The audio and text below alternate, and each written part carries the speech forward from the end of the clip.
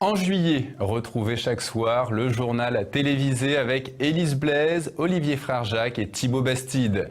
Découvrez notre émission Zoom avec les invités de TV Liberté, notamment Pierre Hilard, Patrick Liebrecht, Alain Sanders, Jean-Christophe Buisson. Retrouvez Politique Éco d'Olivier Pichon avec Charles Gave ou Pierre Jovanovic. Prenez le temps de découvrir Passé-Présent avec Philippe Conrad, La Petite Histoire avec Christopher Lannes, Perles de Culture avec Anne Brassier, ou encore l'émission de débat Tête à Clash, Immédiat avec Jean-Yves Le Gallou et Hervé Grandchamp, et la semaine de Campagnole de Christian Combaz. TV Liberté est avec vous tout l'été, foncez sur tvliberté.com.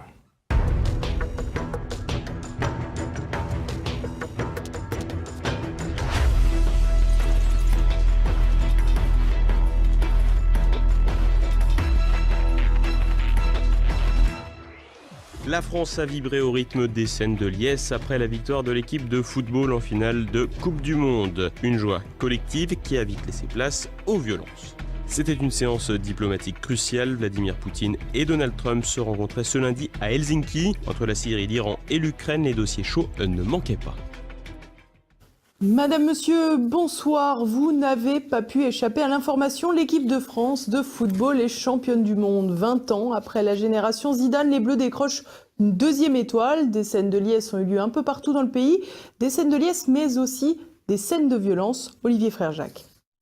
20 ans d'attente pour les supporters de l'équipe de France de football, 20 ans, une finale perdue dans la douleur contre l'Italie en 2006 et des scandales tricolores à Knysna en Afrique du Sud en 2010 ou des polémiques autour de différents joueurs comme Karim Benzema sur fond de tensions ethniques. La victoire de l'équipe de football dimanche avait de quoi ravir les supporters des tricolores menés par Didier Deschamps et ça n'a pas raté. Dès la matinée de dimanche, des milliers de personnes se ruaient vers la fameuse fan zone du Champ de Mars à Paris. Dans toute la France, de nombreuses personnes suivaient le même mouvement. Favorite pour cette finale et plutôt en réussite, l'équipe tricolore l'a logiquement emportée à l'issue d'un tournoi qu'elle aura finalement très bien géré en étant toujours décisive sans être étincelante. Voilà pour l'aspect sportif, mais si les festivités moscovites se sont déroulées dans le calme, les festivités en France ont bien souvent tourné au pugilat, à commencer par la capitale, Paris, où des mouvements de foule avaient déjà fait plusieurs blessés au Champ de Mars en début d'après-midi dans la fan zone où une centaine de milliers de personnes se sont retrouvées. Après le match, des bandes plus ou moins organisées s'en sont pris à des magasins, notamment avenue de la Grande Armée.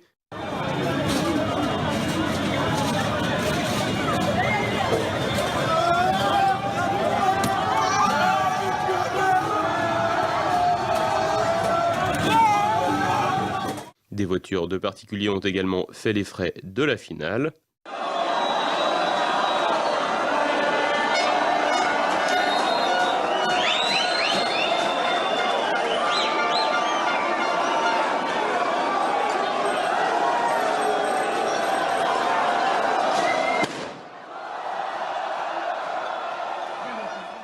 Près de l'Arc de Triomphe, toujours à Paris, c'est un magasin de scooters et d'accessoires qui a été pillé.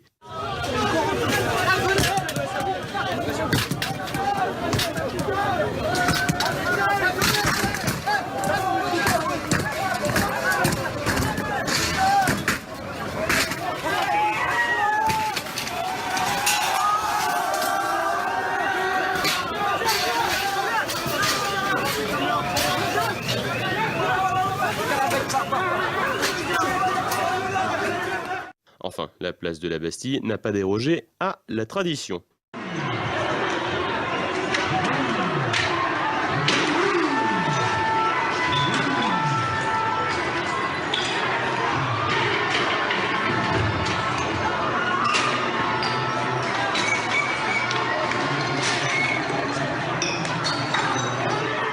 Ailleurs en France, des incidents ont été révélés un peu partout, notamment à Lyon, où des affrontements avec la police ont eu lieu place Bellecour et un peu plus tard avec le pillage d'un magasin Lacoste.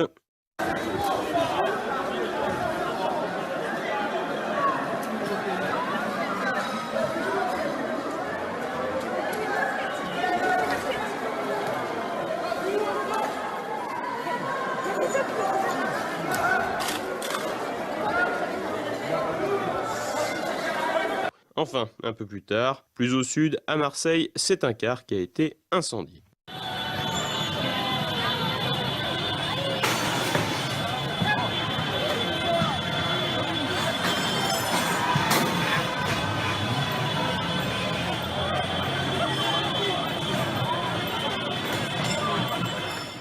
Un joli petit panel d'incidents qui étaient prévisibles et que nous évoquions déjà dans notre édition de vendredi. Élément intéressant, les médias mainstream n'ont réagi aux violences seulement après que celles-ci soient dénoncées sur les réseaux sociaux. Pour le moment, difficile d'avoir des chiffres de la soirée de dimanche. On imagine mal le pouvoir central faire preuve d'une très grande honnêteté en la matière. En attendant, les scènes urbaines laissent largement penser que les accidents de la route, les bagarres, violences de tout type, raquettes, tabassages et viols ont été au rendez-vous. Seuls quelques chiffres sont sortis, on dénombrerait près de 300 gardes à vue, 2 adultes morts pour des raisons accidentelles et des mineurs blessés. Côté institutionnel, on s'est toujours défendu de récupérer la victoire des Bleus, mais on en profite tout de même au maximum, à l'image du passage du président Macron survolté dans le vestiaire tricolore. Mouillez le maillot, vous êtes fiers du pays, vous avez porté tout le pays.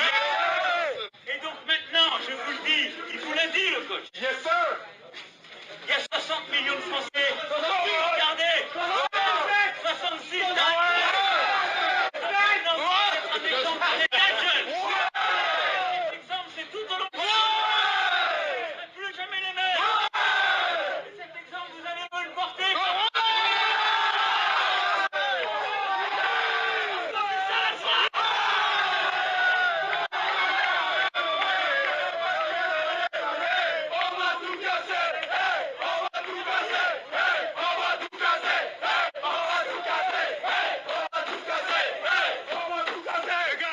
On va tout casser et ça n'a pas raté. Quoi qu'il en soit, Emmanuel Macron pourrait voir sa cote de popularité remonter pour un temps, mais cela ne devrait pas durer. Idem pour les prétendus effets économiques positifs, ceux-ci ne s'inscrivant jamais que dans des cycles courts. Que vous fassiez partie des esprits chagrins pour qui la Coupe du Monde ou l'équipe de France n'a aucun intérêt, pour de plus ou moins obscures raisons, ou que vous soyez des petits footix défenseurs de l'équipe bleu-blanc-rouge, peu importe car la Coupe du Monde est finie. En attendant la prochaine, vous pouvez toujours vous amuser avec ces images.